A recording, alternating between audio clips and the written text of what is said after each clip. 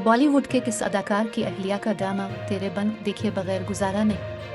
3 साल कबल इंतकाल कर जाने वाले बॉलीवुड अदाकार इरफान खान की अहलिया सूतपा सफदर भी जियो एंटरटेनमेंट के मकबूल तरीन ड्रामे तेरे बन की फ़ैन निकली। आईफा अवार्ड शो में सहाफ़ी से गुफ्तगू के दौरान इरफान खान के बेटे और अदाकार बाबुल खान ने बताया कि उनकी वालिदा पाकिस्तानी सीरियल देखती हैं, ताहम बाबुल खान सोच विचार के बावजूद भी ड्रामे का नाम याद नहीं कर पाए, जिसके बाद उन्हें अवार्ड शो में शरीक वालिदा को बुलाना ही पड़ा। बाद अज़ां सूतपा सफदर ने स्क्रीन पर आकर बताया कि वो ड्रामा तेरे बन देखती है। वाज़ेह रहे कि जियो के ड्रामे तेरे बन की मकबूलियत सरहद पार भी उरूज पर है।